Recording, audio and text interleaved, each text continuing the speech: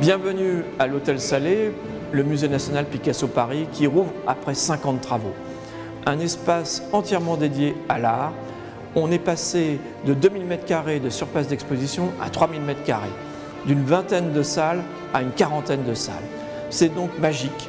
C'est un hôtel Salé complètement rénové avec toutes les facilités modernes d'un musée du XXIe siècle que nous sommes amenés à redécouvrir le 25 octobre, date anniversaire de la naissance de Pablo Picasso.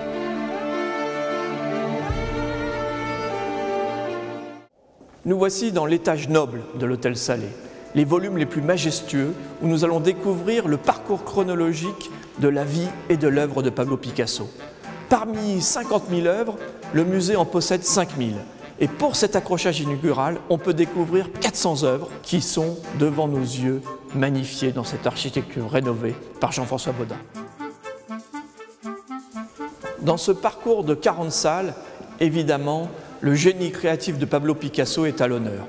Un génie créatif qui touche tous les types de médias, et c'est ce qu'a souhaité la commissaire de l'exposition en mêlant peinture, sculpture, gravure, dessin, toutes les formes de la création, car ainsi Picasso composait ses journées. On peut le voir avec ces magnifiques tableaux et peintures des années 30 qui forment un ensemble unique au monde. Donc nous voici dans le génie chromatique de Pablo Picasso et nous débouchons dans une magnifique salle où est montré en majesté pour la première fois dans cet espace le plus grand collage de Pablo Picasso, Les femmes à la toilette de 1938.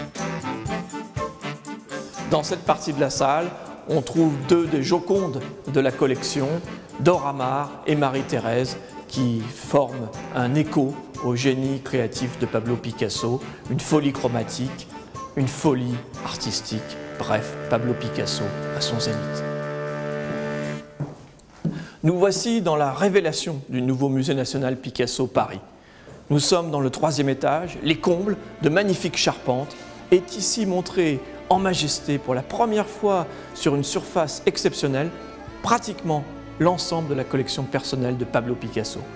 Tous les maîtres sont à la parade, Cézanne, Derain, Matisse, Miro, et évidemment en dialogue avec Pablo Picasso.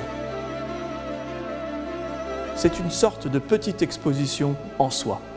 Ici, on retrouve le génie de Cézanne, le maître pour Pablo Picasso, celui qui a irrigué sa réflexion sur le cubisme et celui qui l'a retrouvé, on serait tenté de dire, en live à la fin de sa vie, puisqu'il avait acquis le château de Vauvenargues, le château qui se trouve au pied de la montagne de la Sainte-Victoire, le motif récurrent de quelques-uns des grands chefs-d'œuvre de Cézanne.